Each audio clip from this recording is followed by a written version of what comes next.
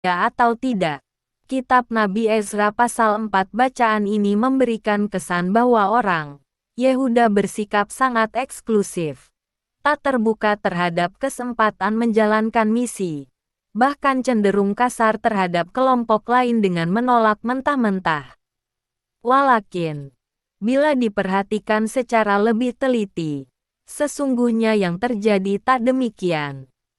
Sejak awal pembuangan, para nabi menyampaikan agar mereka berpartisipasi membangun kehidupan masyarakat dengan menjadi berkat di T4 pembuangan. Bandingkan dengan kitab Nabi Yeremia pasal 29 ayat 7. Sejarah mencatat bahwa banyak orang Yehuda yang turut mengupayakan kesejahteraan negeri T4 mereka dibuang dengan menjadi pejabat, bankir dan berbagai profesi lain. Bandingkan juga dengan kitab Daniel dan kitab Nehemia.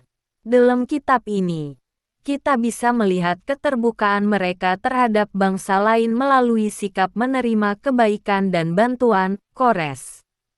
Pasal 1 serta bantuan sukarela yang diberikan rakyat Persia kepada mereka.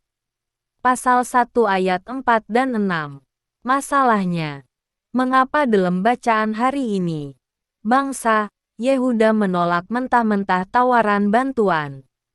1. Sebenarnya, yang menawarkan bantuan itu, lawan orang, Yehuda dan Benyamin. 2. Walaupun yang menawarkan bantuan mengaku sebagai orang yang berbakti kepada Allah Israel sejak zaman Esarhadon, hidup mereka menunjukkan kebalikannya. Saat ditolak, mereka dengan terus terang menghambat pekerjaan Tuhan dengan cara a. melemahkan semangat dan membangkitkan ketakutan, b. merongrong sepanjang masa pemerintahan Kores, c. mengadukan dan memfitnah orang Yehuda agar pembangunan terhenti selama bertahun-tahun. Jadi, tak salah bila Zerubabel dan kawan-kawan berkata, tidak, kepada orang-orang yang sama sekali tak takut akan Tuhan ini. Sebagai umat Allah pada masa kini, apakah Anda sudah membuka diri dan bergandeng tangan dengan kelompok masyarakat lain demi kesejahteraan bangsa, bahkan umat manusia? Saat bekerja sama, apakah Anda senantiasa waspada dan berani berkata, tidak, kepada mereka yang hendak menyesatkan diri Anda? Di tengah krisis, kitab Nabi Ezra pasal 5-6. Setiap orang pasti pernah mengalami masa krisis saat semua jalan terlihat buntu tanpa jalan keluar. Situasi bangsa Yehuda saat itu kira-kira seperti itu. Saat Tatnai, bupati daerah sebelah barat sungai Efrat dan beberapa pejabat lain meninjau pembangunan rumah Tuhan dan tembok kota yang sedang berlangsung, kekhawatiran dan ketakutan orang Yehuda memuncak. Mereka bukan hanya khawatir bahwa pembangunan akan dihentikan total, tapi juga khawatir bahwa kota Yerusalem akan dihancurkan. Di dunia kuno, sering terjadi bahwa seorang raja menghancurkan kota yang terindikasi memberontak. Walakin, mata Allah mengamat-amati para tua-tua orang Yahudi. Pasal 5 ayat 5, sehingga mereka bukan hanya tak dipaksa berhenti, melainkan surat tuduhan yang dikirimkan Bupati Tatnai kepada Raja Darius yang berpotensi mendatangkan bencana itu justru menjadi kunci dilanjutkannya pembangunan Bait Allah dengan biaya yang ditanggung perbendaharaan kerajaan. Sehingga keputusan Raja Darius itu membungkam para lawan umat Allah. Bangsa Yehuda akhirnya menuntaskan pembangunan dan mengakhirinya dengan merayakan perayaan Paskah yang dalam hal ini bukan hanya menjadi peringatan bagi peristiwa Eksodus atau peristiwa keluarnya bangsa Israel dari Mesir, melainkan juga menandai sebuah peristiwa Eksodus yang baru, yaitu peristiwa keluarnya umat Yehuda dari pembuangan utek kembali ke tanah perjanjian. Sesungguhnya, umat Tuhan sering kali menghadapi situasi serupa. Si jahat serta manusia berdosa sering merancangkan yang jahat. Tapi, Tuhan bisa membalik situasi untuk melaksanakan rancangan damai sejahtera-Nya. Kitab Nabi Yeremia pasal 29 ayat 11. Yusuf menyimpulkan episode hidupnya, bahkan seluruh episode kitab Kejadian, dengan kalimat, "Memang kamu telah mereka-rekakan yang jahat terhadap aku, tapi Allah telah mereka-rekakannya untuk kebaikan." Kitab Kejadian pasal 50 ayat 20. Saat ini, rancangan jahat apa yang sedang Anda hadapi? Diamlah dan ketahuilah bahwa mata Allah mengamat-amati diri Anda dan Dia takkan membiarkan Anda dipaksa berhenti oleh si jahat. Rancangan kejahatan atas diri Anda bisa Dia ubah menjadi rancangan kebaikan dan Anda akan mengakhiri episode hidup Anda dengan sebuah perayaan karena Dia pasti memberi yang terbaik bagi diri Anda. Mempelajari, menghidupi, mengajarkan. Kitab Nabi Ezra pasal 7. Di dalam pasal 7 ini, utek pertama kalinya nama Ezra disebut di kitab ini. Ayat 6 menyebutkan bahwa Ezra seorang ahli kitab, seorang yang mahir dalam Taurat Musa, seorang yang tentunya langka di masa pembuangan di sebuah negeri asing. Walakin, rupanya, Ezra bukan hanya setia mempelajari firman Tuhan dan dipenuhi pengetahuan tentang firman Tuhan yang mendalam, tapi juga seorang yang hidup sesuai dengan firman Tuhan itu. Raja Artasasta sendiri sangat berkenan kepada Ezra, sehingga ia memberikan segala yang diingini Ezra. Perlu dicatat bahwa agaknya, segala yang diingini Ezra bukanlah keinginan pribadi melainkan keinginan yang kudus untuk bangsanya dan Allahnya. Hal ini terlihat dari salinan surat Raja Artasasta dalam ayat 12-26. Selain memberikan kekuasaan yang besar, Artasasta juga memberikan berbagai barang berharga untuk keperluan rumah Allah. Walakin, lebih dari perkenanan Artasasta, Ezra seorang yang diperkenan Tuhan Allahnya. Lihat misalnya ayat 6 dan 9 dan 28. Walaupun demikian, Ezra tak lantas berbangga diri karena dia menyadari bahwa semuanya terjadi karena pekerjaan Tuhan Allahnya dan untuk itu dia memuliakan Tuhan. Ayat 27. Rahasia yang membuat Ezra menjadi seorang yang diperkenan Tuhan terdapat dalam ayat 10, yaitu bahwa ia bertekad untuk meneliti Taurat Tuhan. Tekad untuk belajar firman Tuhan itu membuat ia menjadi seorang pakar atau ahli Alkitab dan membuat Tuhan menyertai dia. Sekalipun kepakarannya sudah diakui, Ezra tak berhenti meneliti firman Tuhan. Dia juga bertekad untuk hidup sesuai dengan firman Tuhan dan mengajarkan firman Tuhan kepada bangsanya. Pada zaman ini, semakin sedikit orang yang bertekad untuk bersungguh-sungguh menyelidiki firman Tuhan dengan setia, menyelaraskan hidupnya dengan firman Tuhan, serta mengajarkan firman Tuhan. Siapakah Anda, apapun posisi atau jabatan Anda, sebagai anak atau orang tua, sebagai ayah atau ibu, sebagai suami atau istri, sebagai anggota jemaat biasa atau majelis gereja, sebagai aktivis gereja atau hamba Tuhan, apakah Anda dikenal sebagai seorang yang disertai Tuhan? Apakah Anda memiliki tekad untuk tekun menyelidiki firman Tuhan?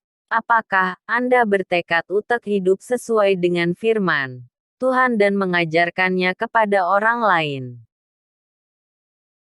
Asal bicara. Kitab Nabi Ezra pasal 8. Komedian Charlie Chaplin pernah berkata, "What are cheap? The biggest thing you can say is, elephant."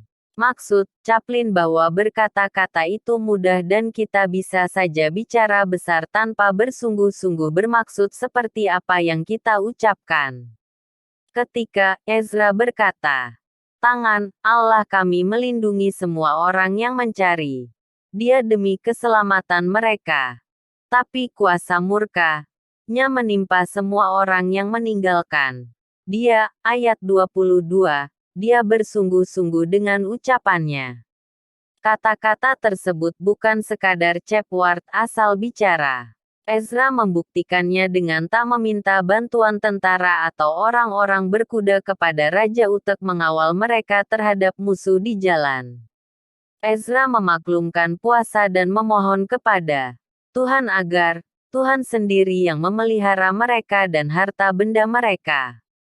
Mungkin kita termasuk orang yang sering mengaku bahwa Allah itu baik, Allah itu Maha Kasih, Allah itu Maha Kuasa dan berbagai pengakuan lainnya.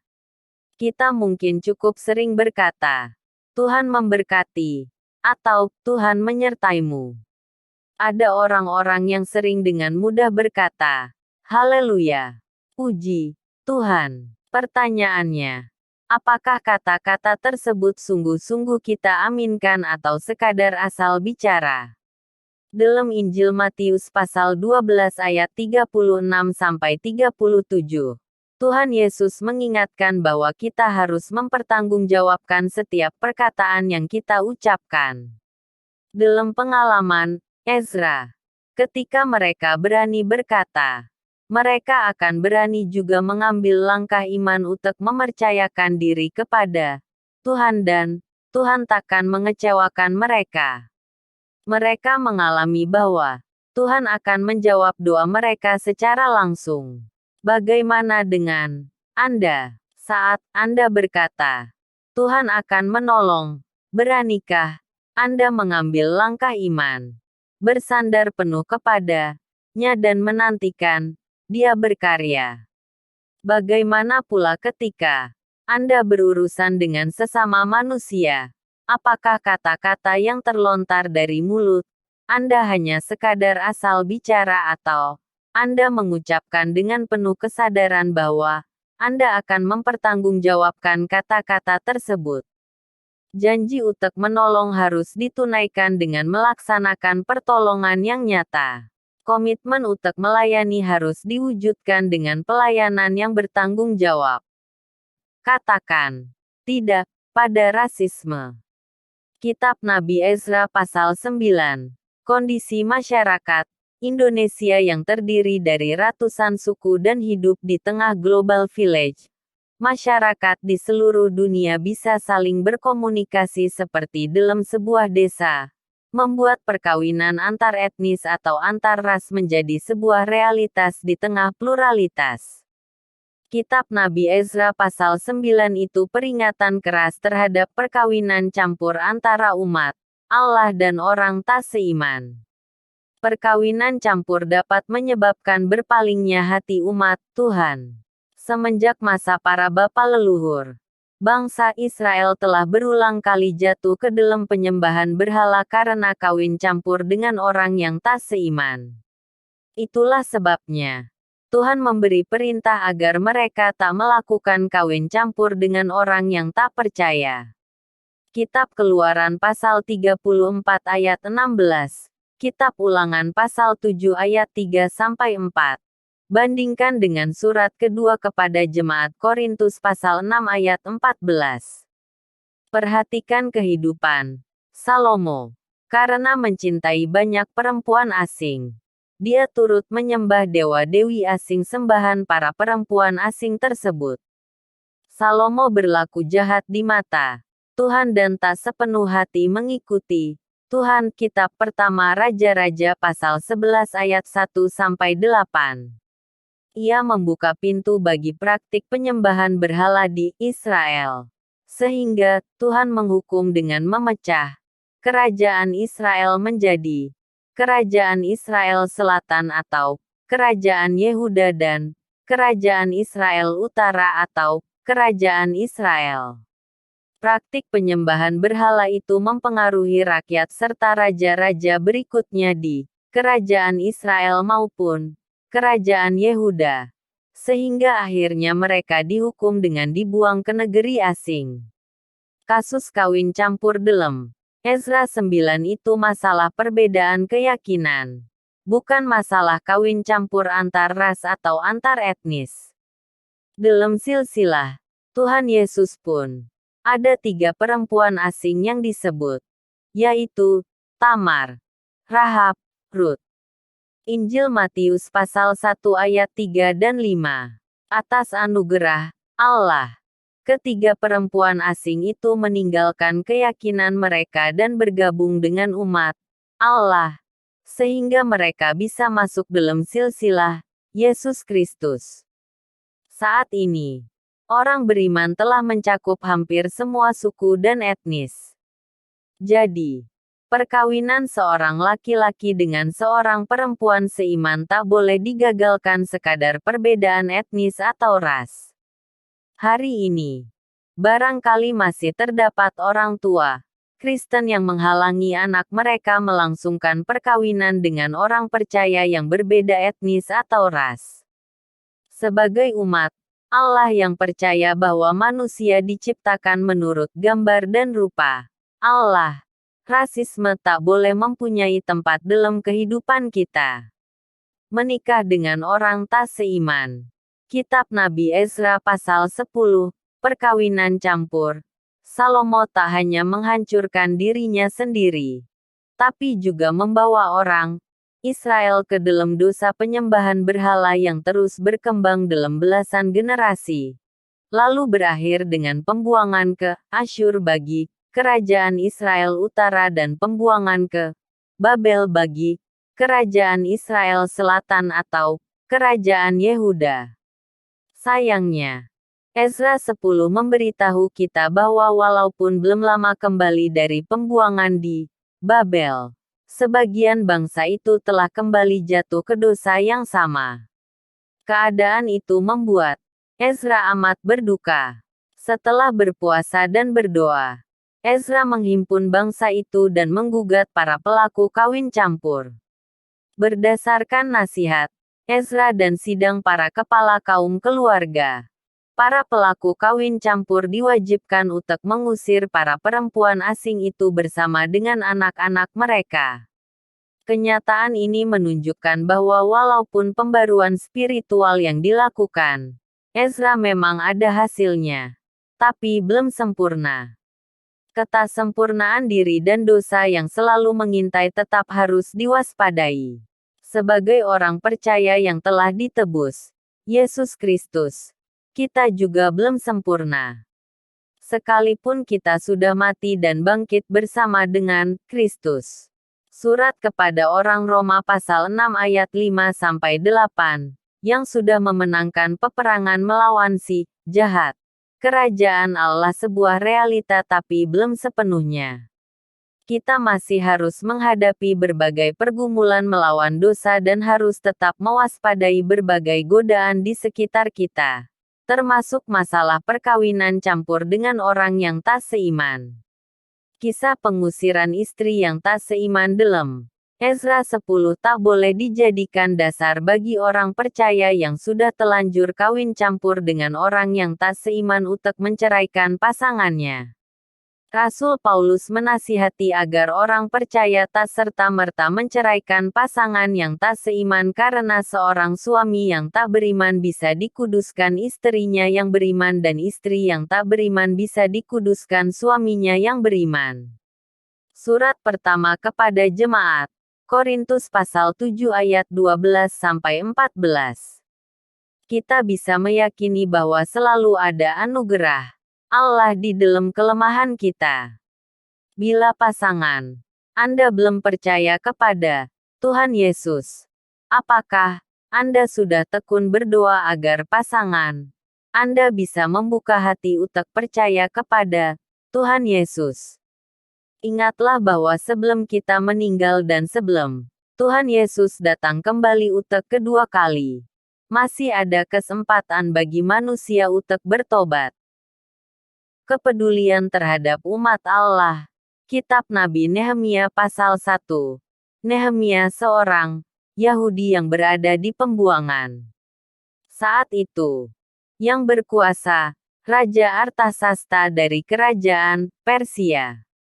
Pasal 2 ayat 1. Nehemia dipercaya menjadi juru minuman raja.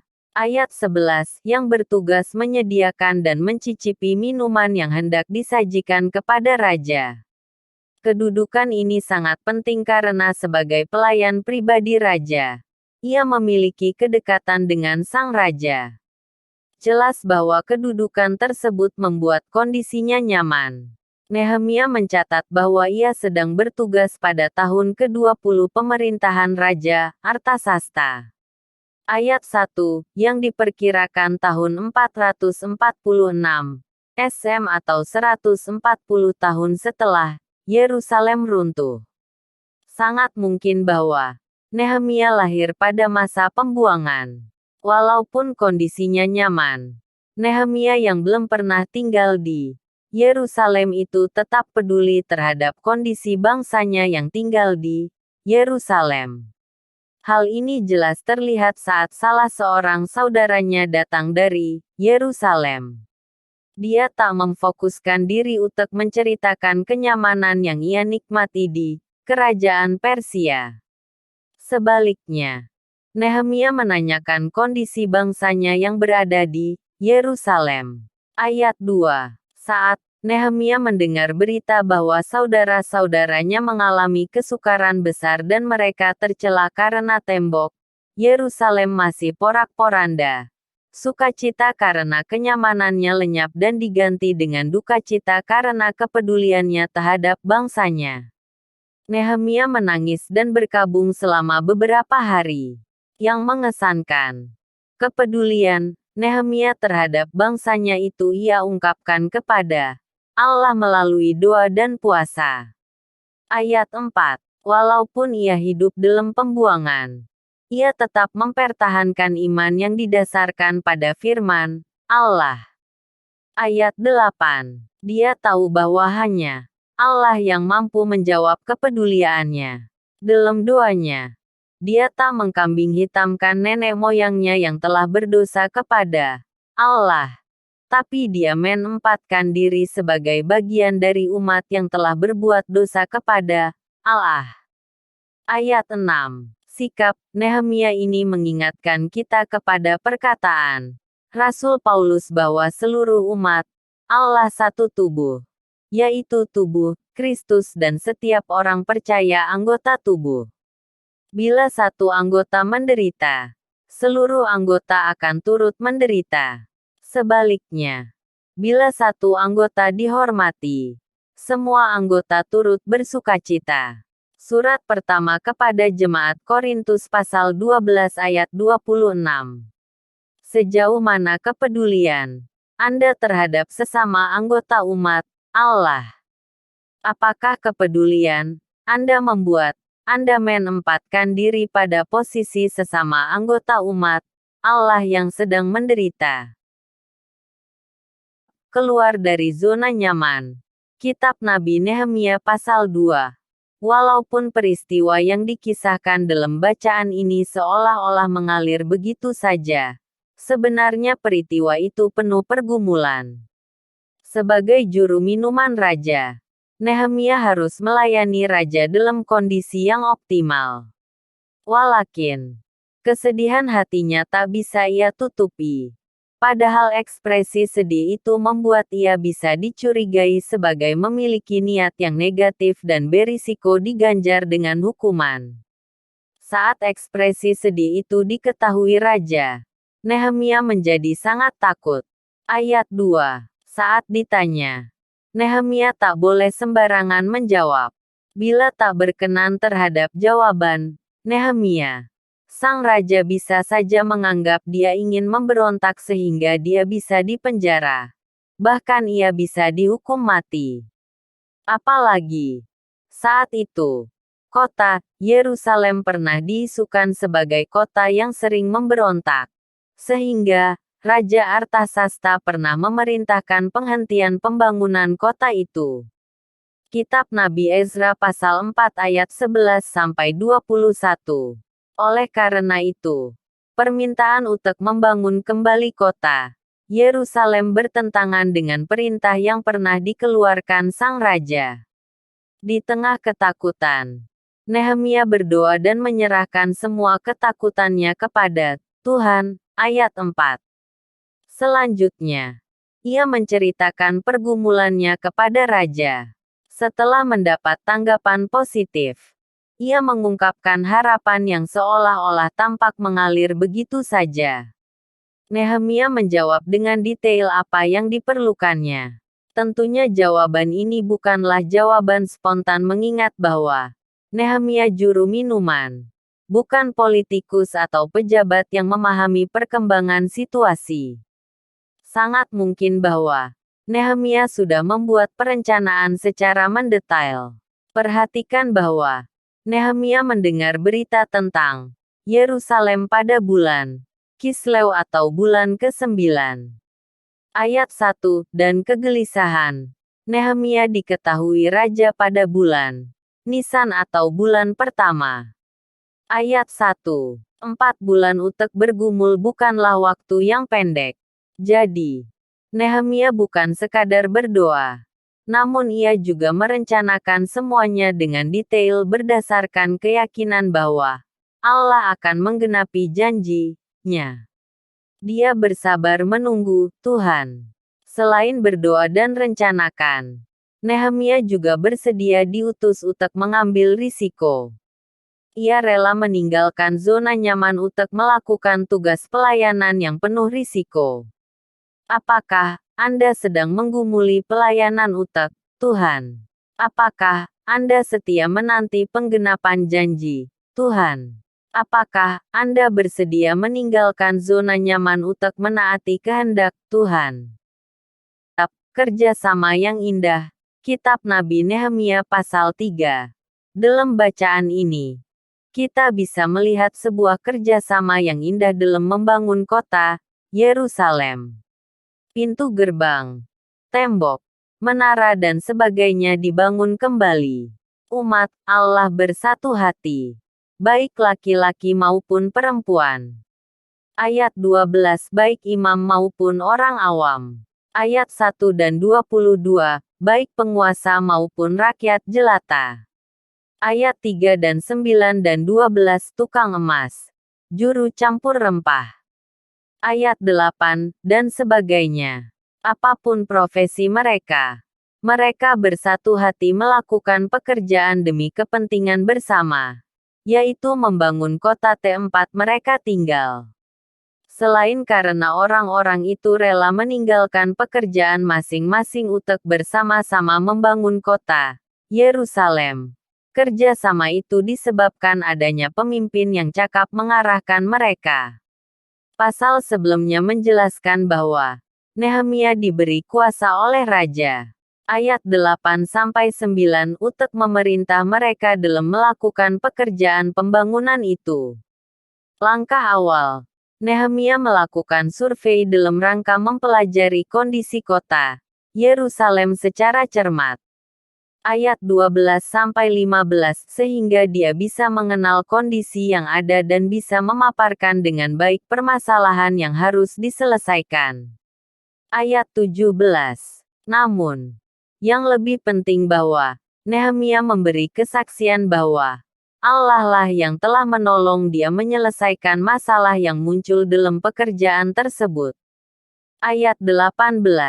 Hal itu memperlihatkan bahwa pekerjaan pembangunan itu bukan hanya sekadar inisiatif manusia dan bahwa Allah akan menyertai mereka dalam melakukan pekerjaan itu. Setiap orang pasti memiliki masalah dalam hidupnya, entah menyangkut pekerjaan, keluarga, pendidikan, maupun masalah yang bersifat pribadi. Kecermatan mengetahui masalah yang sebenarnya sesuatu yang sangat penting. Memecahkan masalah dengan bekerja sama juga penting. Namun, hal terpenting di antara banyak hal yang penting bahwa kita harus melihat masalah itu dari perspektif Allah. Allah menghendaki agar kita memecahkan masalah tersebut bersama dengan Allah dan dengan cara Allah, bukan didasarkan pada kekuasaan maupun kemampuan diri sendiri.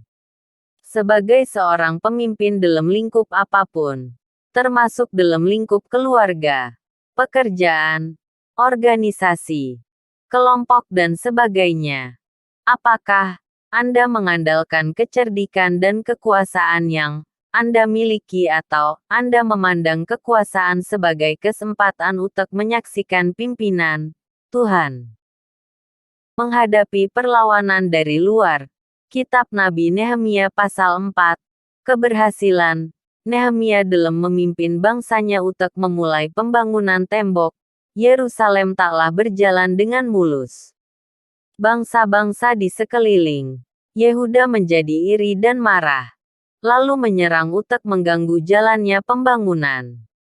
Bangsa Yehuda dikelilingi musuh-musuh dari berbagai jurusan, seperti Sanbalat dan orang Samaria dari utara, Tobia dan orang Amon dari timur, orang Arab dari selatan, orang Asdod dari barat. Mereka menyerang dengan cara mengolok-olok, menghina, membuat tipu muslihat. Namun, Nehemia tak terpancing gangguan tersebut dan tak mau menghentikan pembangunan. Dalam kondisi penuh tekanan tersebut, Nehemia justru berdoa dan melihatnya dari kacamata rohani. Nehemia menganggap bahwa hinaan bukan semata-mata tertuju kepada dirinya atau kepada bangsanya. Nehemia menyadari bahwa bangsanya umat Allah. Oleh karena itu, segala hinaan kepada diri mereka itu hinaan kepada Allah juga. Akhirnya, dengan hikmat dari Tuhan, mereka terus melanjutkan membangun tembok Yerusalem. Walaupun kondisi mereka kelelahan, mereka tetap memiliki semangat. Mereka berdoa sambil tetap bekerja. Bahkan mereka juga berjaga-jaga dengan senjata seadanya. Keberhasilan mereka untuk mengetahui rencana musuh dan menggagalkannya disadari sebagai pertolongan dari Allah. Allah lah yang telah menggagalkan rencana para musuh umat. Allah yang berusaha dengan gigih untuk menghambat dan menggagalkan pembangunan tembok Yerusalem. Sebagai anggota umat Allah, saat ini iblis mengepung kita dari segala penjuru dengan berbagai cara, termasuk dengan tipu muslihat untuk meruntuhkan iman kita dan segala pekerjaan Allah di dunia ini. Seperti ada tertulis dalam surat pertama, Petrus pasal 5 ayat 8. Iblis mengintai kita seperti singa yang mengaum-aum sehingga kita perlu untuk terus waspada. Apakah Anda sadar bahwa Anda anggota umat Allah dan Allah mendampingi kita saat namanya dihina? Ingatlah bahwa Allah menghendaki agar kita secara aktif ikut terlibat dalam peperangan rohani karena Allah sudah menyediakan senjata rohani yang membuat kita sanggup melawan iblis dengan segala tipu muslihatnya. Surat kepada jemaat Efesus pasal 6 ayat 11-20. Apakah Anda telah bersikap waspada terhadap tipu muslihat iblis dan Anda telah melatih diri untuk menggunakan senjata rohani yang telah Allah sediakan untuk melawan tipu muslihat iblis? Menghadapi tantangan dari dalam Kitab Nabi Nehemia pasal 5. Nehemia tahu bahwa membangun tembok Yerusalem bukanlah sekadar pekerjaan, melainkan pelayanan bagi umat Allah, bangsanya sendiri. Di tengah kesibukan membangun tembok Yerusalem, Nehemia dengan rendah hati mendengarkan keluhan yang disampaikan bangsanya, sehingga ia bisa mengetahui bahwa ternyata ada masalah berat yang perlu segera ditangani. Masalah itu membuat ia marah. Ayat 6. Ada orang-orang Yahudi yang mementingkan diri sendiri dengan mengambil untung dan hal ini melanggar firman Tuhan serta menyusahkan saudara sebangsanya. Fakta ini menunjukkan bahwa Nehemia tak hanya menghadapi tantangan dari luar, tetapi juga dari dalam, yaitu dari bangsanya sendiri. Nehemia yang mengasihi bangsanya tak mau dikendalikan amarahnya. Dia memikirkan masak-masak cara menyadarkan bangsanya agar mereka berubah. Ayat 7. Nehemia berusaha mengingatkan bangsanya agar mereka hidup dalam takut akan Allah. Ayat 9. Tentu saja, peringatan itu akan sulit diterima bila tingkah laku Nehemia tak sesuai dengan perkataannya. Nehemia berusaha memberi teladan dengan menebus bangsanya yang telah dijual. Ayat 8. Dia tak mengambil bagiannya sebagai bupati. Ayat 14. Selain itu, Nehemia juga bukan sekadar menyalahkan mereka. Ia menempatkan dirinya sama seperti mereka dengan mengatakan bahwa, "Aku dan saudara-saudaraku telah membungakan.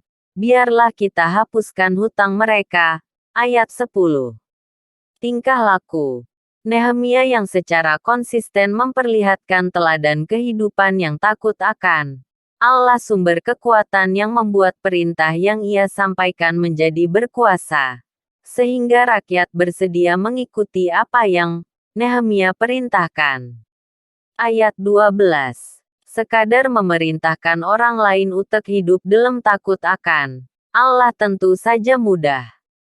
Walakin, membangun kewibawaan dengan menjadi teladan agar perkataan kita memiliki kuasa bukanlah hal yang mudah. Diperlukan konsistensi agar kita bisa menjadi teladan dalam hal hidup takut akan Allah.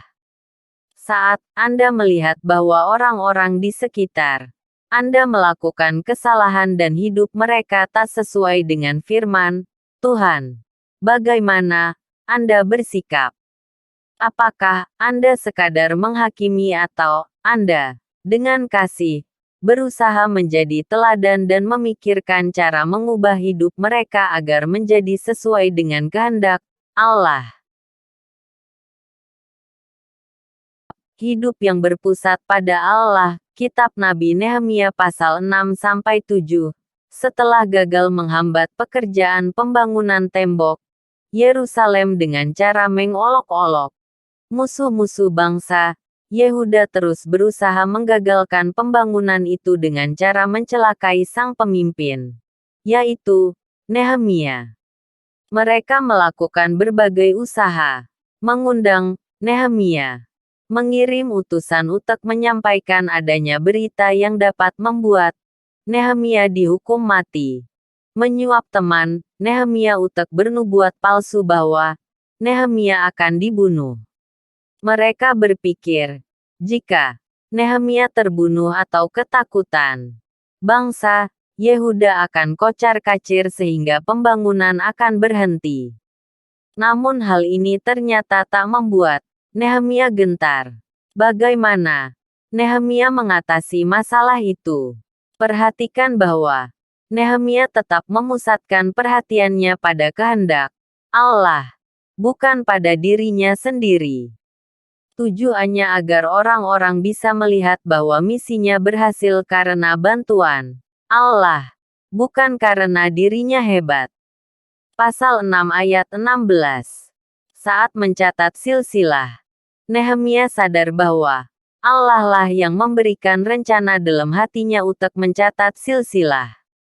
Pasal 7 ayat 5. Nehemia mengutarakan adanya peranan Allah dalam perencanaan pencatatan silsilah tersebut karena hidupnya berpusat pada Allah, bukan pada dirinya sendiri. Kehidupan yang berpusat kepada Allah membuat Nehemia dapat membedakan mana hal yang penting yang harus dia lakukan dan mana hal yang sebenarnya tak penting dan hanya menjadi pengalih perhatian dari hal yang benar-benar penting. Kepekaan untuk membedakan mana yang benar-benar penting dan mana yang sebenarnya tak penting memerlukan hikmat dari Tuhan. Kepekaan itulah yang Nehemia miliki dalam memilih pemimpin. Pasal 7 ayat 2. Dalam era informasi digital saat ini, banyak hal yang bisa dipakai iblis untuk mengganggu kita dalam melaksanakan pekerjaan Allah, termasuk penggunaan nubuat yang seolah-olah berasal dari Allah. Padahal kadang-kadang, nubuat hanya tipu muslihat yang dipakai iblis untuk mengalihkan perhatian kita dari hal yang lebih penting. Apakah Anda sudah membiasakan diri untuk meniru Nehemia yang berusaha untuk selalu mencari kehendak Allah dan melakukannya?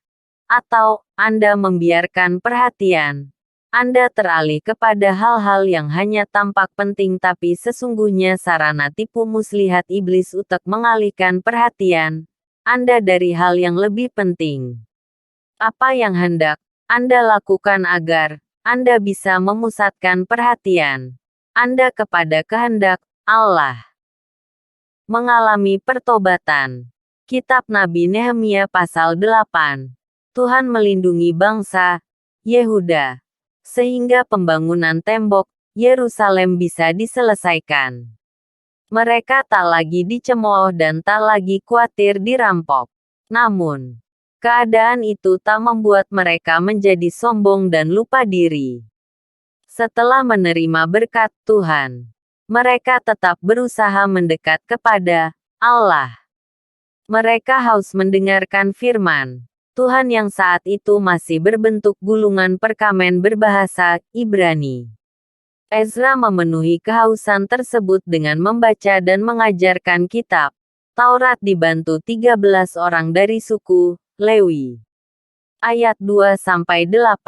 Perhatikan bahwa Ezra bukan hanya membacakan firman Tuhan, namun juga menerjemahkan firman Tuhan itu ke dalam bahasa Aram dan memberi penjelasan agar para pendengarnya dapat mengerti dengan jelas.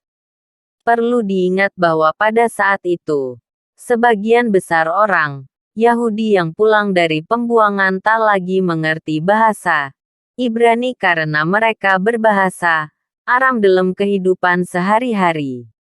Mereka mendengarkan firman Tuhan dengan penuh perhatian, lalu merespons apa yang mereka dengar dengan menyembah Tuhan, menangis karena merasa bahwa mereka telah berdosa kepada Tuhan.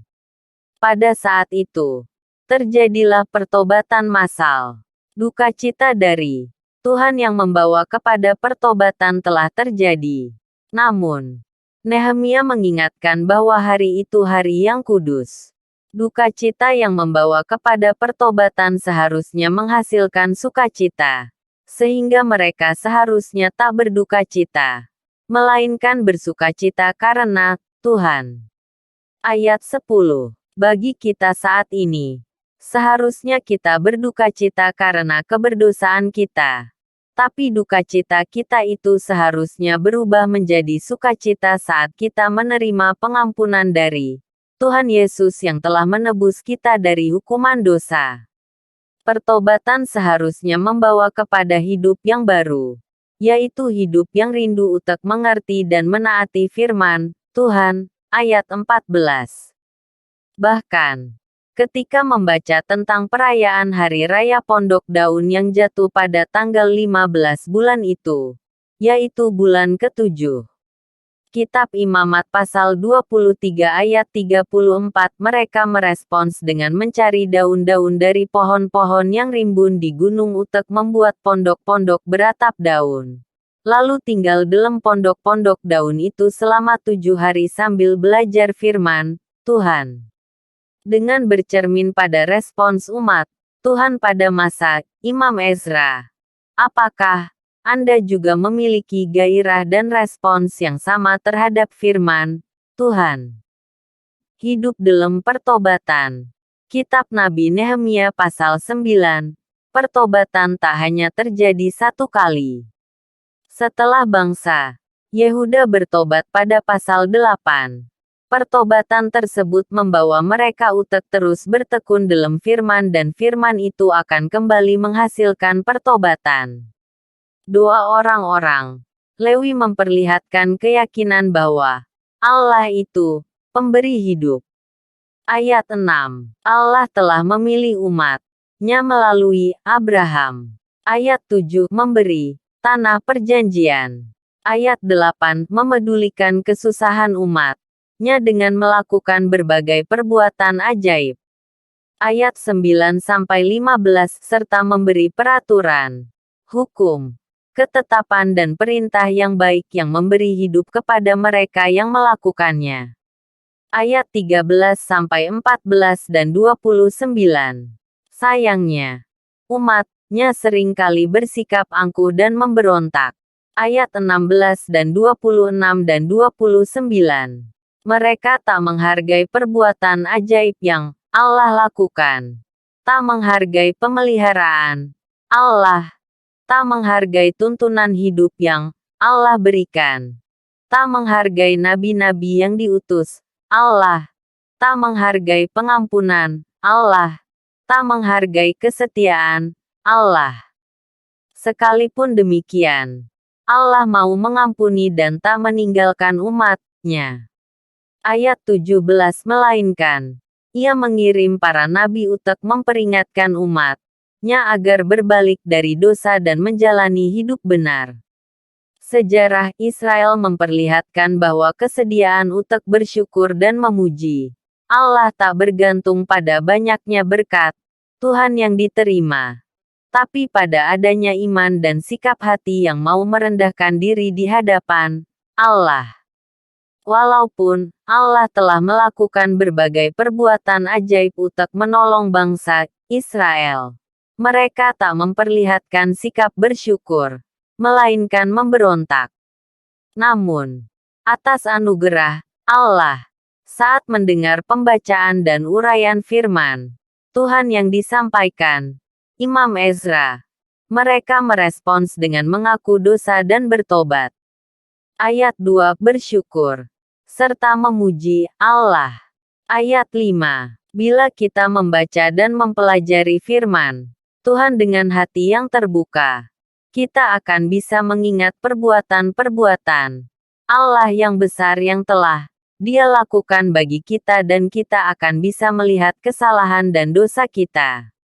Kesadaran akan anugerah Allah akan membuat kita bisa bersyukur, memuji Allah, mengaku dosa dan bertobat. Keadaan seperti itu seharusnya pengalaman setiap orang percaya. Apakah Anda memiliki kerinduan dan kesetiaan untuk membaca dan mempelajari firman Allah, serta kesediaan untuk terus-menerus dikoreksi firman Allah itu? Pertobatan yang nyata. Kitab Nabi Nehemia pasal 10. Respons pertobatan yang dihasilkan setelah umat Allah mendengarkan pembacaan firman Allah dan uraiannya dilengkapi dengan komitmen atau tekad yang dituangkan dalam sebuah ikatan perjanjian.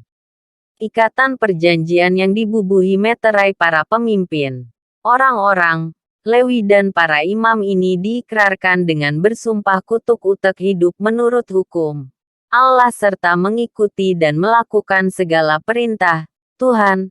Pasal 9 ayat 38 sampai pasal 10 ayat 29. Respons pertobatan di atas mengekspresikan keberanian yang dihasilkan pertumbuhan iman. Komitmen ini kemudian diwujudkan dalam berbagai tindakan praktis. Ayat 30 sampai 39. Tentu saja penerapan dari komitmen ini tak mudah. Komitmen ini menegakkan kembali aturan ritual ibadah berdasarkan hukum Taurat serta mengubah pola hidup. Kebebasan menikah dengan siapa saja berubah menjadi larangan menikah dengan bangsa lain. Ayat 30 Padahal di antara mereka sudah ada yang berkeluarga dengan bangsa lain, sehingga bisa muncul benturan sosial dalam keluarga serta dengan orang lain di luar keluarga. Pengudusan hari Sabat. Ayat 31, berarti mereka harus berhenti bekerja pada hari Sabat. Setiap tahun Sabat, yaitu tahun yang ke-7, ladang mereka harus dibiarkan begitu saja. Ayat 31, sehingga mereka tak bisa mendapat penghasilan selama setahun penuh. Mereka tak menagih hutang pada tahun yang ketujuh. Artinya, bila ada yang tak sanggup membayar hutang, hutang itu dianggap lunas pada tahun ketujuh. Ayat 31. Mereka akan kembali memberikan persembahan tahunan sepertiga shikal utek keperluan ritual rutin di Bait Allah. Pengucapan syukur atas berkat Tuhan bagi mereka. Persembahan utek pemeliharaan Bait Allah dan persembahan utek orang-orang yang bertugas melayani di Bait Allah. Ayat 32-39. Komitmen di atas jelas itu perubahan drastis yang bisa membuat mereka merasa tak nyaman. Namun, iman membuat mereka berani meninggalkan kekeliruan pada kehidupan lama dan masuk ke dalam pola kehidupan yang baru yang sesuai dengan ketentuan firman Allah. Surat Yakobus pasal 2 ayat 26 mengatakan bahwa iman tanpa perbuatan itu mati. Bagaimana dengan Anda? Apakah Anda meyakini bahwa Allah mengasihi Anda dan mau memberkati Anda? Beranikah Anda meninggalkan segala sesuatu yang telah memberikan nyaman? Lalu, Anda hidup di dalam Kristus. Menghargai penetapan peran. Kitab Nabi Nehemia pasal 11-12. Penetapan orang utek menempati suatu posisi dalam sebuah struktur kepemimpinan, baik dalam lingkup negara maupun lingkup organisasi, termasuk gereja, berpotensi menimbulkan ketakpuasan, iri hati, bahkan perpecahan. Proses penetapan ini pun terjadi di tengah bangsa Yehuda.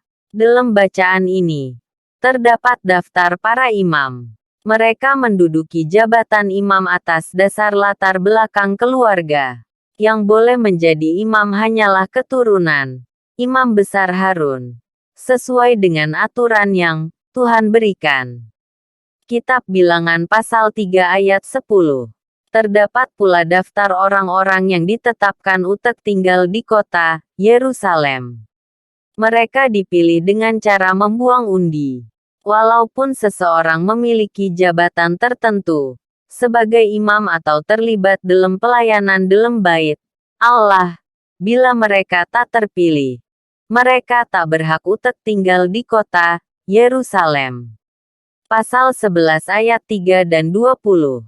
Terdapat pula orang-orang yang ditetapkan utek menjadi pengawas, penunggu pintu, penyanyi dan lain-lain. Mereka ditetapkan berdasarkan kualifikasi jabatan tertentu.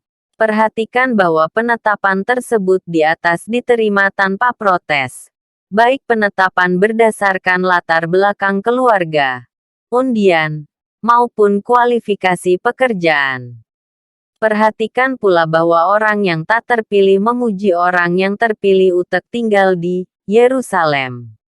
Pasal 11 ayat 2. Rakyat bersedia menyokong biaya hidup para penyanyi dan penjaga pintu gerbang, serta mempersembahkan persembahan kudus bagi orang-orang Lewi.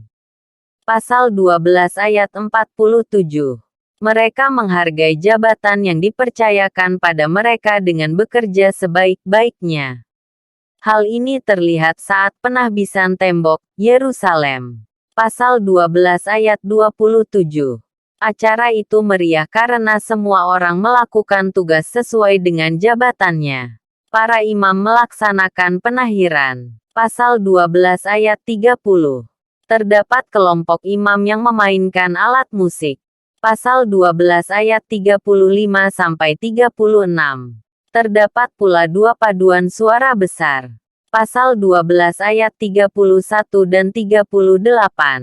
Mereka bersukaria karena Allah memberi kesukaan yang besar kepada mereka.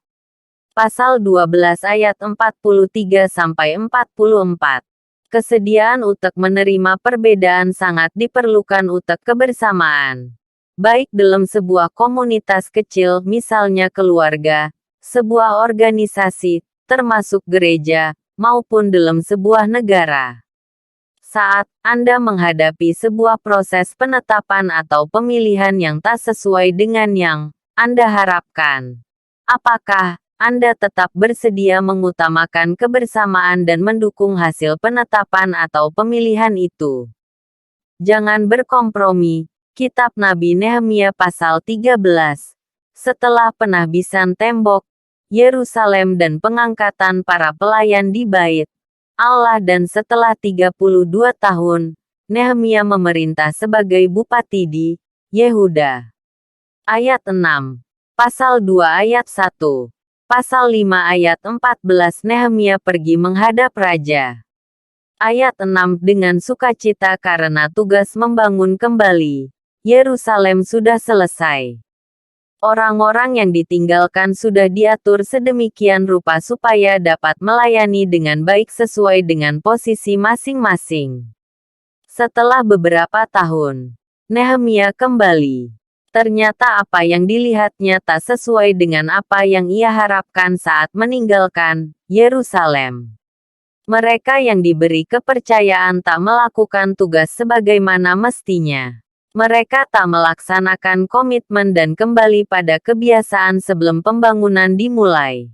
Mereka tak menjalani hidup sesuai dengan kehendak Tuhan yang disampaikan melalui utusannya, yaitu Nehemia dan Ezra. Mereka membiarkan orang Amon bernama Tobia. Orang Amon pernah mencemooh bangsa Yehuda. Pasal 2 ayat 19. Pasal 4 ayat 3, dan pernah memfitnah Nehemia. Pasal 6 ayat 12-13 merampas perbekalan mereka. Tobia diizinkan tinggal di bilik penampungan berbagai persembahan untuk keperluan para pelayan di Bait Allah. Akibatnya, sumbangan tak tersalurkan. Mereka tak menjaga kekudusan hari Sabat, yaitu hari yang diberikan Tuhan untuk beristirahat dan memulihkan hubungan baik dengan Tuhan serta sesama, dan kembali bekerja pada hari Sabat. Mereka tak menghargai identitas mereka sebagai bangsa yang kudus, yang dikhususkan Allah untuk menjadi umat-Nya, melalui tindakan kawin campur dengan bangsa lain. Kompromi yang dilakukan Imam Eliasib. Ayat 4 untuk hal yang semula diremehkan, menimbulkan kerusakan fatal.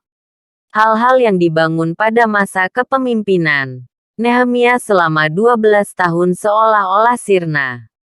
Terhadap kondisi di atas, Nehemia dengan tegas menolak berkompromi. Kekesalan atas apa yang dilihatnya membuat ia bertindak. Ayat 8. Ia memerintahkan penahiran terhadap bilik yang dipakai Tobia. Ayat 9, serta penahiran terhadap orang-orang Lewi. Ayat 22, dan para imam. Ayat 30. Dia mengganti orang yang berkompromi dengan orang yang setia. Ayat 13 dan 19 dan 28. Dia mengingatkan umat pada perbuatan nenek moyang mereka yang mendatangkan celaka. Ayat 18 dan 26. Hal terpenting yang dilakukan Nehemia itu berdoa. Ayat 14 dan 22 dan 29 dan 31.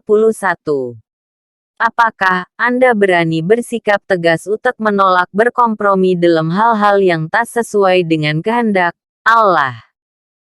Objek seksual. Kitab Ester pasal 1. Kitab ini dimulai dengan memperkenalkan Raja Ahasweros yang merajai 127 provinsi dari India sampai Ethiopia. Pada tahun ketiga pemerintahannya, dia mengadakan pesta besar-besaran bagi semua pejabat, pegawai, tentara, bangsawan dan pemimpin daerah. Tujuannya untuk memamerkan kekayaan kemuliaan kerajaannya dan keindahan kebesarannya yang bersemarak. Ayat 4. Hal ini menunjukkan bahwa Ahasweros sedang berada di puncak kejayaan.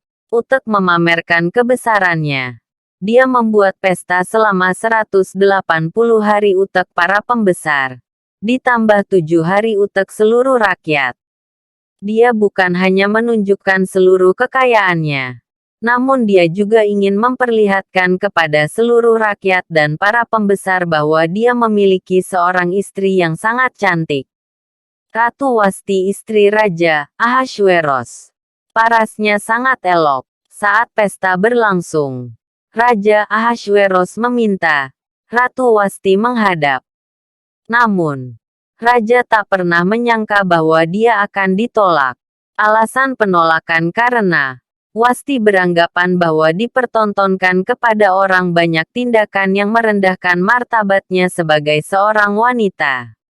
Penolakan ini membuat Raja Ahasveros malu, sehingga ia menjadi sangat geram dan berapi-apilah murkanya. Ratu Wasti berani menolak kemauan raja dan berkata, "Tidak, utek sesuatu yang ia anggap menghina dan salah." Ia bersikap tegar utek melawan kekuasaan terbesar pada saat itu. Sikap tunduk terhadap suami itu kewajiban seorang istri. Namun, jika tak sesuai dengan kebenaran firman Tuhan, istri diizinkan utek menolak tunduk kepada suami. Tak pernah ada dalam rancangan Allah bahwa seorang istri harus tunduk kepada hasrat-hasrat jahat suaminya. Dalam kasus ini, Raja Ahasveros ingin memamerkan Wasti utek memenuhi hasrat seksual. Dalam hal ini, sikap Ratu Wasti perlu utek diacungi jempol. Meskipun berada dalam situasi yang sulit dan diperhadapkan pada konsekuensi yang membahayakan, Ratu Wasti membuat keputusan yang berani. Kisah ini mengajarkan bahwa pernikahan tak memberi hak atau izin kepada suami utek berhayal secara memalukan dengan memakai istri sebagai objek seksual utek memuaskan diri.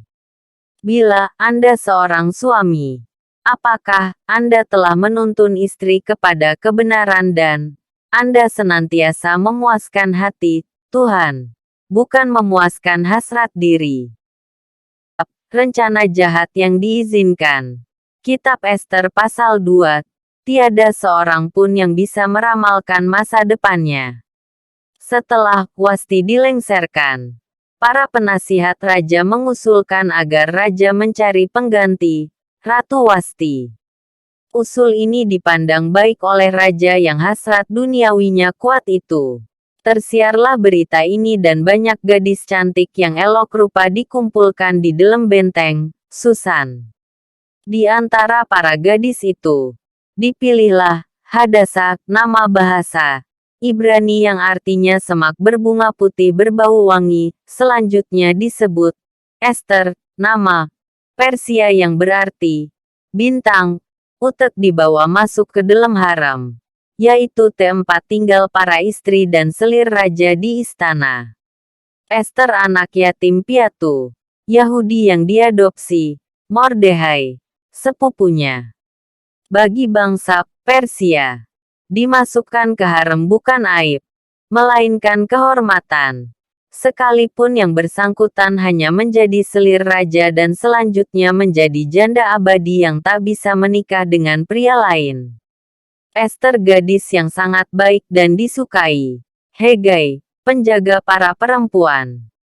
Ayat 9, dan semua orang yang melihat dia. Ayat 15. Para gadis di harem harus menjalani karantina selama setahun sebelum bertemu dengan raja. Utek menghindari masalah. Mordehai melarang Ester menceritakan identitasnya. Rentang waktu antara saat Ratu Wasti diceraikan dan Ester dijadikan ratu sekitar 4 tahun. Selama 4 tahun itu, Raja Ahasveros menyerbu Yunani, namun kalah. Saat kembali ke istana, ia bermaksud mengalihkan perhatian kepada hasrat seksual. Setelah bertemu Ester, Raja lebih mengasihi Ester daripada semua perempuan lain. Ayat 17. Sebagai penghargaan, Raja mengadakan pesta utek Ester dan menitahkan pembebasan pajak daerah. Rencana pembunuhan terhadap Raja oleh Bigtan dan Teres, 2 orang sida-sida yang menjadi penjaga pintu, menjadi pembuka relasi dengan raja. Mordechai, yang mendengar rencana itu tanpa sengaja, melaporkan hal itu kepada Esther. Lalu, Esther menyampaikannya kepada raja atas nama Mordechai. Setelah diperiksa dan ternyata benar, kedua orang itu disulahkan pada tiang. Peristiwa itu ditulis dalam kitab sejarah di hadapan raja.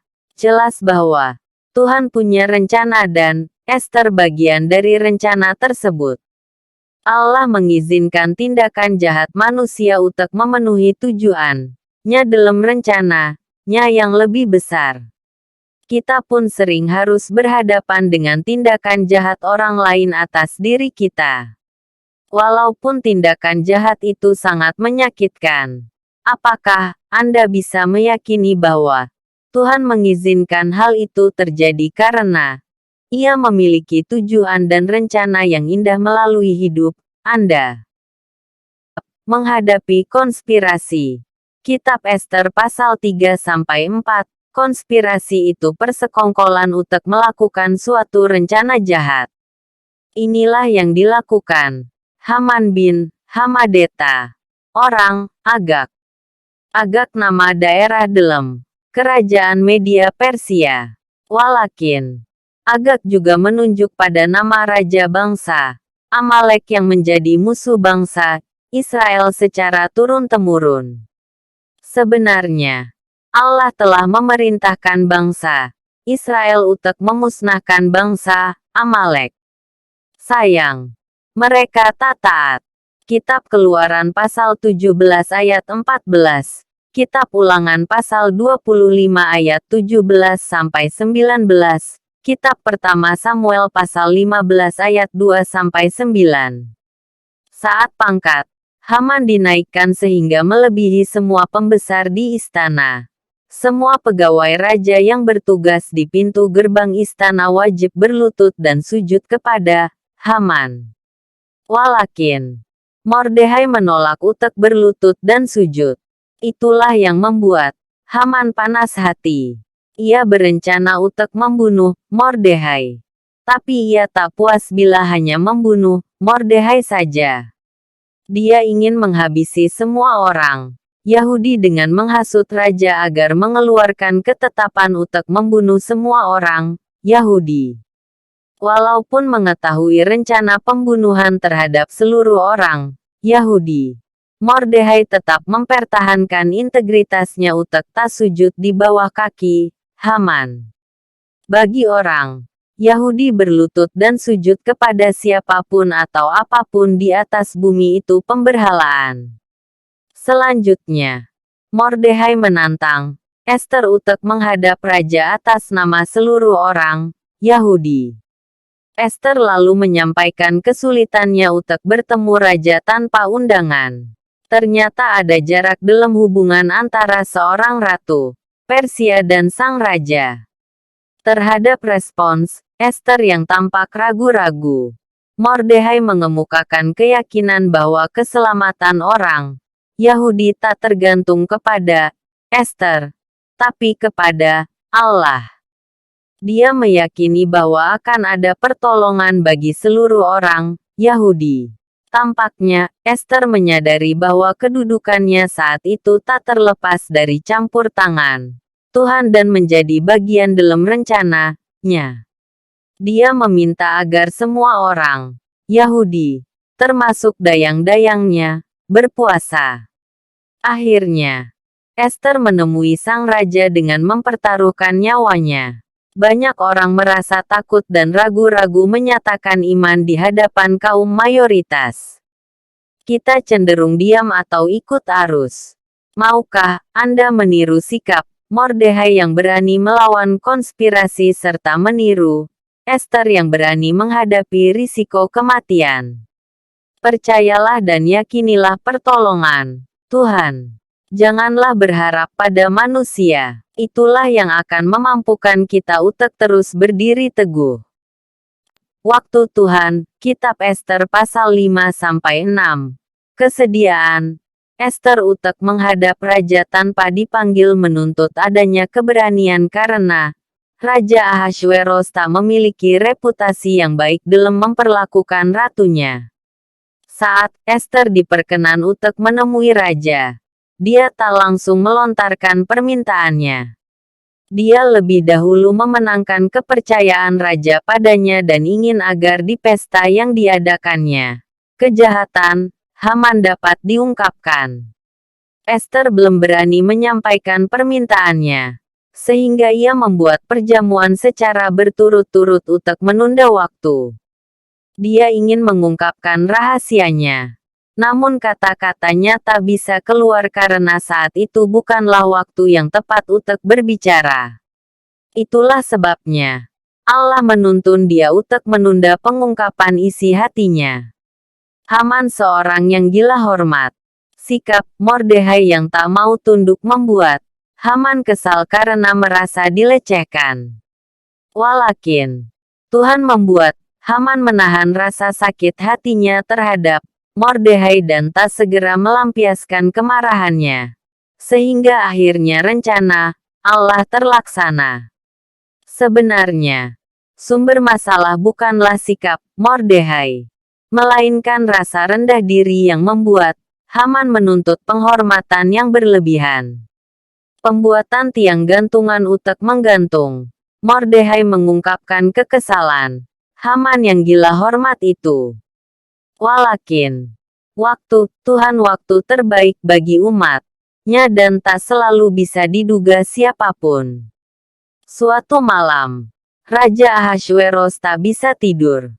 Dia meminta agar dibacakan buku catatan sejarah yang antara lain memuat catatan laporan Mordehai tentang rencana pembunuhan oleh Bigtan dan Teres terhadap sang raja.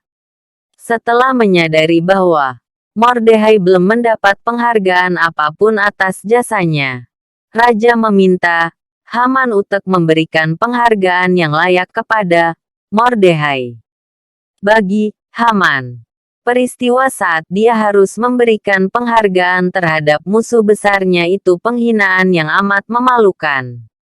Istri dan para penasihat Haman melihat hal itu sebagai petunjuk masa depan, yaitu bahwa Haman tak akan bisa menang melawan Mordehai. Penundaan permintaan Ester terhadap raja mengalokasikan waktu Tuhan yang tepat untuk mempermuliakan Mordehai. Dalam hidup kita, mungkin kita sering tak menyadari adanya pengaturan waktu Tuhan berkaitan dengan rencana-Nya yang khusus bagi hidup kita. Apakah Anda mempercayai pengaturan waktu Tuhan itu? Tabur tuai, Kitab Ester pasal 7-8. Pesta yang diselenggarakan Ester itu malapetaka bagi Haman. Tak terbersit sedikit pun dalam hati Haman kalau pesta itu strategi Ester untuk menghancurkan rencana jahatnya. Pada hari kedua pesta itu, raja kembali bertanya, "Apakah permintaanmu, hai Ratu Ester?" Ester menyampaikan permintaannya secara diplomatis dengan kata-kata yang disusun dengan sangat indah. Ester berkata, "Kalau Baginda berkenan, hamba mohon supaya hamba dan bangsa hamba boleh hidup. Sebab hamba dan bangsa hamba telah dijual untuk dibunuh. Andai kata kami hanya dijual untuk dijadikan budak, hamba akan berdiam diri dan tak mengganggu Baginda. Tapi kini kami akan dibinasakan dan dimusnahkan." Pasal 7 ayat 3-4.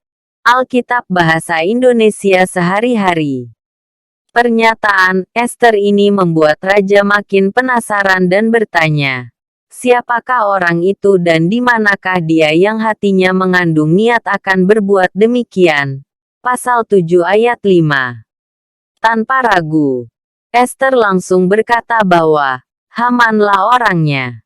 Dialah yang merancang pembunuhan dan menarik raja menjadi bagian dari kejahatannya. Haman menjadi sangat takut dan memohon agar Ester menyelamatkan hidupnya. Raja pergi ke taman istana untuk menenangkan hati dan berpikir.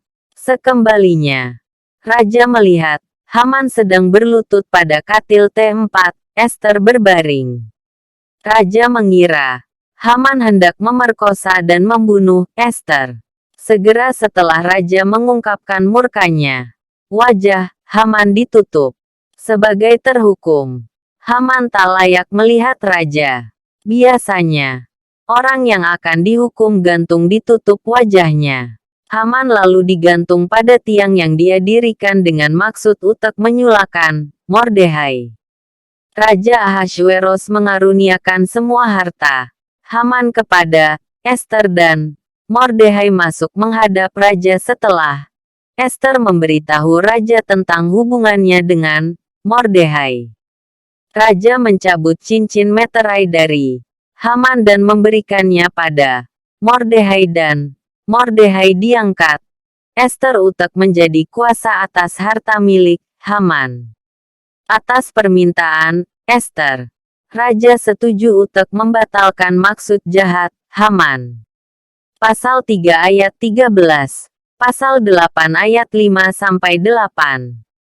Apa yang ditabur Haman, itu juga yang dituainya. Haman merancang untuk menyulakan Mordehai di tiang yang ia persiapkan. Namun, dialah yang akhirnya digantung pada tiang itu.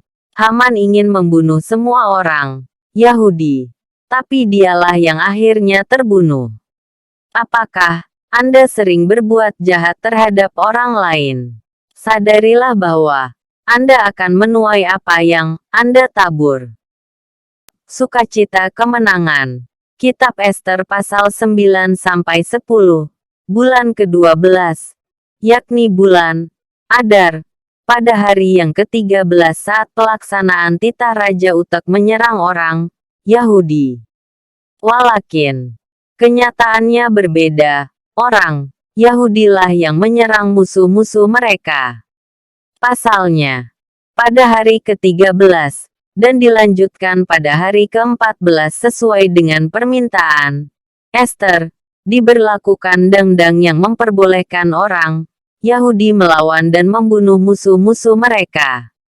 Pada hari ke-13, di benteng Susan, orang Yahudi membunuh 500 orang, termasuk ke-10 anak Haman, yaitu Parsandata, Dalfon, Aspata, Porata, Adalia, Aridata, Parmasta, Arisai, Aridai, dan Waizata. Pasal 9 ayat 7-10. Ester lalu meminta agar ke-10 anak Haman disulakan pada tiang. Dalam kasih Ester ini, Mordehai menyelesaikan penghakiman Allah terhadap orang Amalek, yaitu Haman dan anak-anaknya. Lihat penjelasan dalam renungan Ester pasal 3-4. Pada hari ke-14, orang Yahudi membunuh 300 orang di benteng Susan dan 75.000 orang di luar benteng. Sehingga hari itu berubah menjadi hari perjamuan dan sukacita. Mordehai menulis peristiwa itu. Lalu ia mengirim surat kepada semua orang Yahudi di seluruh wilayah kekuasaan Raja Ahasveros agar mereka merayakan hari ke-14 dan ke-15 bulan Adar sebagai hari perjamuan dan sukacita. Hari raya itu kemudian disebut sebagai Hari Raya Purim. Hari raya yang dirayakan setiap tahun tersebut mengingatkan orang Yahudi bahwa Allah telah menyelamatkan mereka dari rencana pembunuhan oleh Haman dan sekutunya. Hari raya ini biasanya dirayakan antara lain dengan membaca kitab Ester di sinagoga, saling mengirim makanan, memberi sedekah, makan bersama hidangan pesta dan memakai kostum khusus. Apa yang dilakukan Mordehai itu dicatat dalam sejarah Media dan Persia dan Mordehai menjadi orang kedua di bawah Raja Ahasveros. Kemenangan orang Yahudi taklah terlepas dari campur tangan Tuhan. Meskipun kehadiran Tuhan tak terlihat secara kasat mata, Mordehai menyadari adanya pertolongan Tuhan bagi orang Yahudi. Lihat pasal 4 ayat 14. Riwayat, Hari Raya Purim ini mengingatkan kita untuk tak melupakan apa yang telah Tuhan lakukan dalam hidup kita. Sukacita terbesar dalam hidup orang beriman itu karena Kristus telah membebaskan kita dari belenggu dosa melalui kematian-Nya di atas kayu salib. Apakah Anda selalu mengingat penebusan dosa oleh Kristus dan Anda sudah merespons dengan selalu bersyukur serta hidup di dalam kehendak-Nya? Pemegang kunci maut dan kerajaan maut. Kitab Wahyu pasal 1. Setiap orang pasti pernah mengalami perasaan yang campur aduk. Misalnya mendengar berita sukacita bersamaan dengan berita duka cita. Perasaan 7 jemaat di Asia Kecil, yaitu Efesus, Smyrna, Pergamus, Tiatira, Sardis, Philadelphia dan Laodikia. Ayat 4 dan 11 juga campur aduk. Mereka mengalami kesusahan. Sama seperti Rasul Yohanes yang dibuang ke Pulau Patmos. Sekalipun demikian, mereka tetap setia dan menaati Kristus. Ayat 9. Mereka menghadapi musuh-musuh yang menyerang iman mereka, yaitu penguasa Roma yang disimbolkan dengan Babel. Pasal 16 ayat 1 dan 9. Pasal 17 ayat 5. Pasal 18 ayat 2 dan 10 dan 21 Antikristus yang disimbolkan dengan binatang yang keluar dari dalam laut. Pasal 13 ayat 1-10 Nabi palsu yang disimbolkan dengan binatang yang keluar dari dalam bumi. Pasal 13 ayat 11-18. Kejahatan musuh mereka itu dipengaruhi iblis yang disimbolkan dengan naga.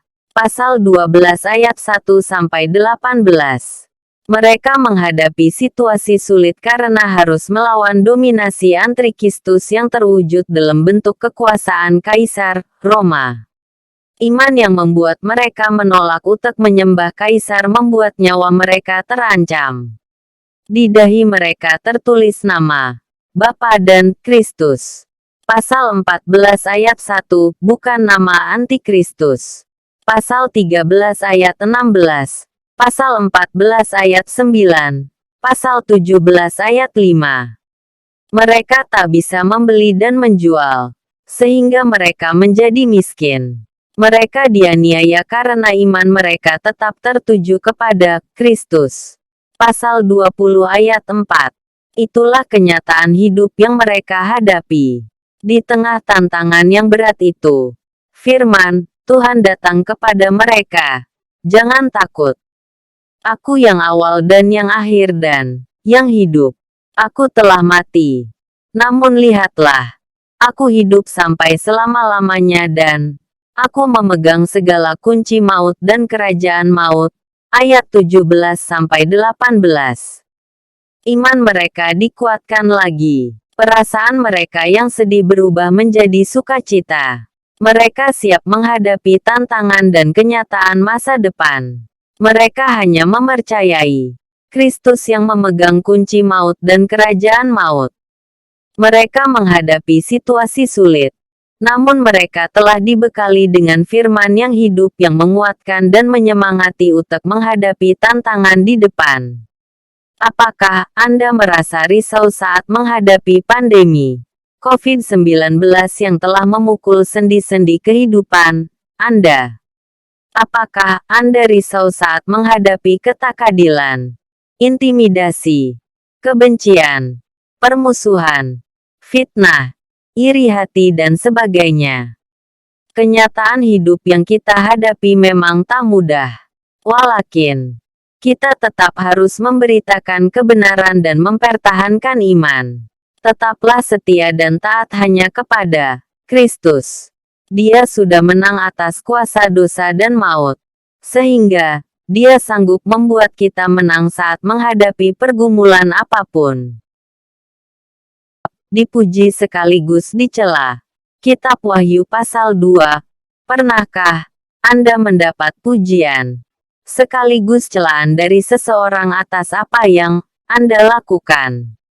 Bagaimana reaksi Anda saat itu? Apakah Anda melakukan introspeksi dan memperbaiki diri? Atau sebaliknya, Anda marah dan mengabaikan kritik terhadap diri Anda? Jemaat Efesus dipuji, sekaligus dicela Tuhan Yesus. Di satu pihak, jemaat Efesus jemaat yang menakjubkan karena meraih banyak prestasi dan berani melakukan kebenaran. Tuhan memahami jerih payah dan ketekunan mereka. Mereka tak sabar terhadap orang jahat. Kejahatan segera mereka hentikan. Mereka agresif, cepat, tak mau kompromi dengan kejahatan. Mereka berani menguji orang yang mengakui dirinya sebagai rasul, padahal sebenarnya hanya pendusta. Mereka sabar menderita karena nama Kristus. Ayat 2-3. Mereka membenci perbuatan para pengikut Nikolaus yang juga Tuhan benci. Ayat 6. Kualitas mereka terlihat dari cara mereka memegang prinsip kebenaran. Mereka menunjukkan kerelaan menderita karena iman kepada Kristus. Di lain pihak, Tuhan Yesus mencela mereka karena mereka telah meninggalkan kasih yang semula. Betapa dalamnya mereka telah jatuh. Ayat 4-5. Mereka kehilangan kobaran api semangat dari tindakan yang dahulu mereka lakukan. Dahulu, mereka pembela kebenaran. Mereka sangat gigih melawan para penyesat yang menyusup dalam gereja. Walakin, kini mereka telah kehilangan gairah dalam menegakkan kebenaran. Dahulu mereka bertekun untuk berjuang mempertahankan iman dan mereka tahan menderita demi nama Tuhan Yesus. Tapi kini gairah mereka telah sirna. Mereka telah meninggalkan kasih semula dalam hal apa yang mereka lakukan dahulu. Apa yang harus mereka lakukan agar Tuhan berkenan atas hidup mereka? Mereka harus bertobat dan melakukan lagi apa yang semula mereka lakukan. Jika tidak, Tuhan akan mengambil kaki Dian dari T4-nya. Ayat 5, sehingga mereka tak lagi menjadi garam dan terang dunia. Apakah Anda sudah meniru keberanian jemaat Efesus dalam hal melakukan kebenaran dan menelanjangi kepalsuan? Sabar menghadapi cobaan hidup dan rela menderita demi nama Kristus.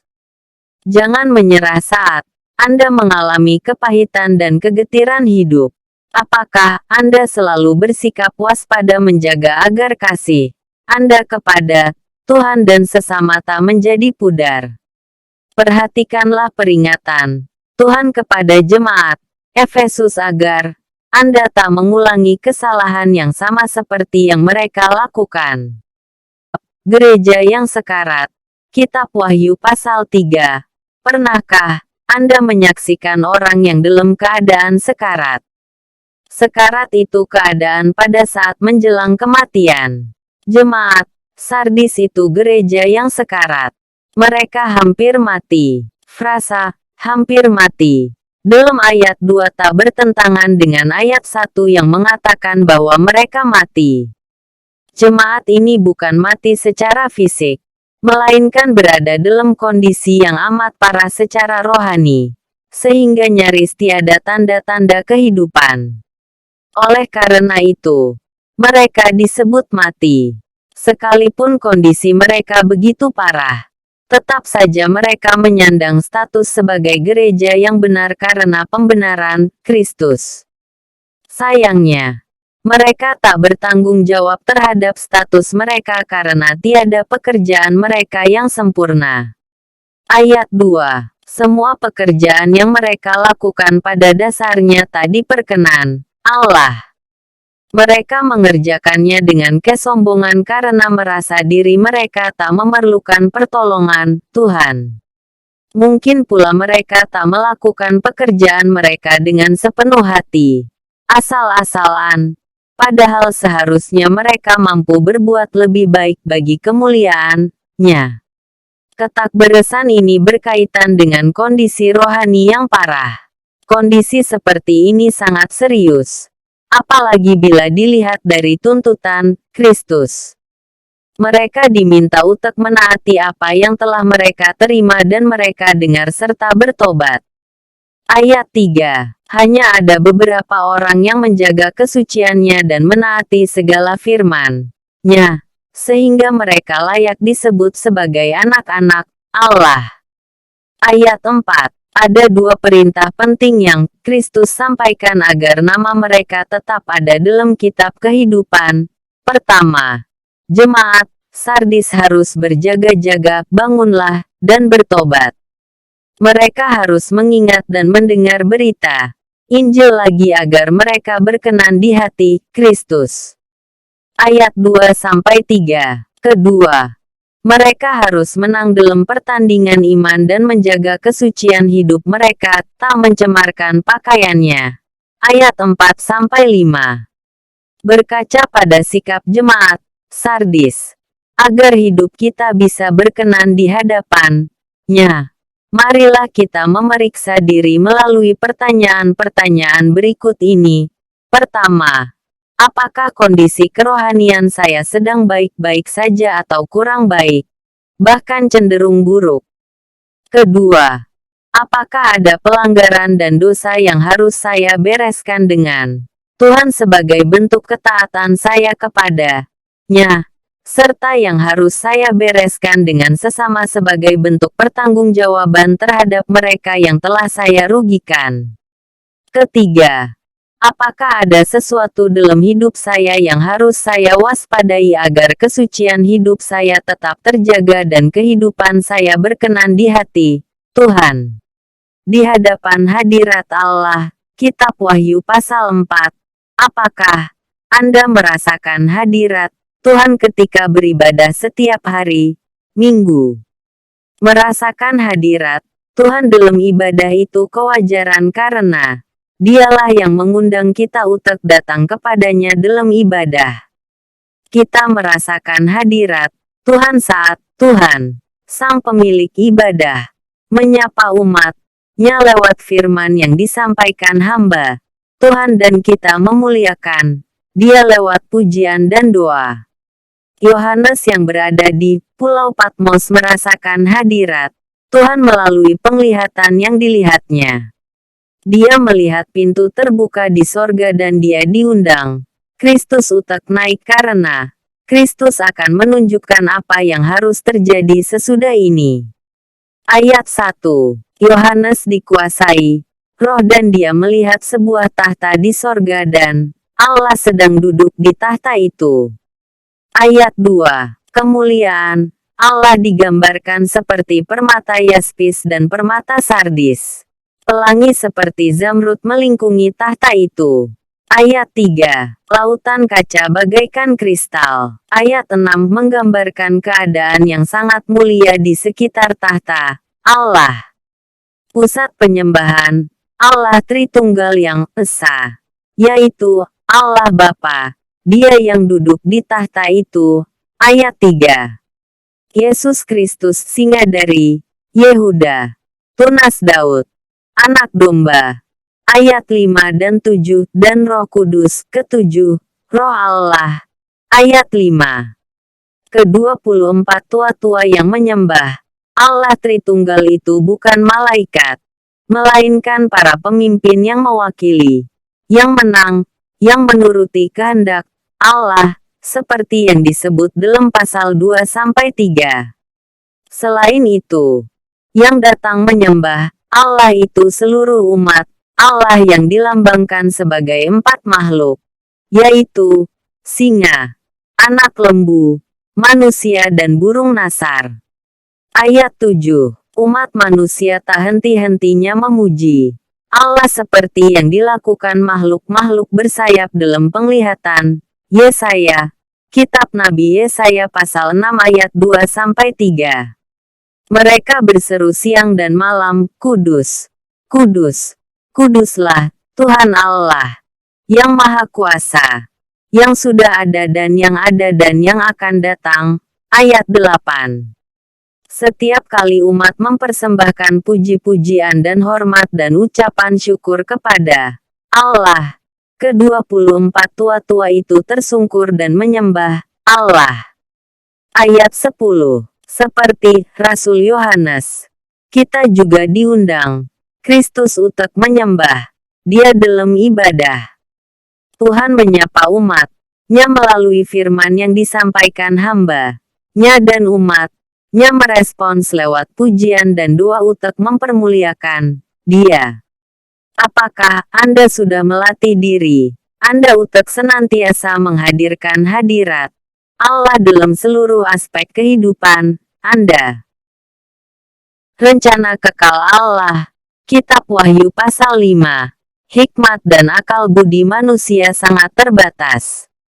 Kepandaian dan pencapaian manusia tak mungkin sanggup mengungkapkan rahasia rencana Allah yang kekal. Selama Allah tak mengungkapkan rencana Allah, tetap misteri yang tak terungkap.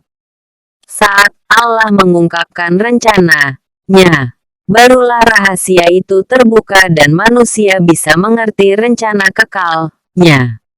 Dalam kitab Wahyu pasal 5, Allah mengungkapkan rencana kekalnya kepada Yohanes melalui penglihatan sebuah gulungan kitab di tangan kanan Allah yang duduk di tahta. Ayat 1. Ciri gulungan kitab itu. Pertama, kitab itu ditulisi sebelah dalam dan sebelah luarnya. Artinya, tak perlu ada penambahan lagi karena gulungan kitab itu sudah penuh tulisan. Semua yang telah terjadi diketahui Allah. Ia berdaulat penuh atas sejarah dunia. Kedua, ada 7 materai atau segelnya. Ayat 1. Ketiga, tak seorang pun yang bisa membuka meterainya. Ayat 3. Keempat, Yohanes sedih karena tiada orang yang bisa membuka gulungan kitab itu. Ayat 4. Kelima, hanya Kristus yang sanggup membuka gulungan kitab itu dan membuka meterainya karena Dia sudah menang. Ayat 5-7. Gulungan kitab yang dimeteraikan menunjukkan bahwa pesan dalam gulungan itu amat penting. Gulungan kitab itu berisi seluruh rencana Allah yang berpuncak pada kedatangan Kristus kedua kali. Hanya anak domba yang layak membuka meterainya karena Kristus telah menang atas dosa dan maut, sehingga Dia layak menjadi penebus dosa manusia. Penerimaan gulungan kitab simbol pelantikan. Secara sah, Kristus dilantik. Semua makhluk tersungkur di hadapan-Nya. Kristus menerima gulungan kitab itu dari Bapa. Ayat 8-10. 14. Sebagai respons atas pelantikan itu, mereka menyanyikan suatu nyanyian baru. Ayat 9-10. Para malaikat yang jumlahnya tak terhitung juga memuliakan nama-Nya dengan suara nyaring. Ayat 11-13. Ada 2 hal yang ditegakkan Kristus setelah Dia dilantik menjadi Raja segala raja dari keturunan Daud, yaitu kerajaan Allah ditegakkan. Ayat 10 dan penebusan diberlakukan. Ayat 12-13. Allah sudah mengungkapkan rencana kekalnya bagi kita, yaitu melakukan penebusan bagi manusia berdosa dan mendirikan kerajaan Allah. Dia memanggil kita untuk mengerjakan keselamatan kita dengan takut dan gentar. Surat kepada Jemaat Filipi pasal 2 ayat 12. Perintah ini bukan pilihan, melainkan kewajiban yang harus dilaksanakan dengan sangat serius. Sebagai murid Kristus, apakah Anda sudah hidup oleh iman untuk menjalankan kehendak dan rencana Allah bagi diri Anda?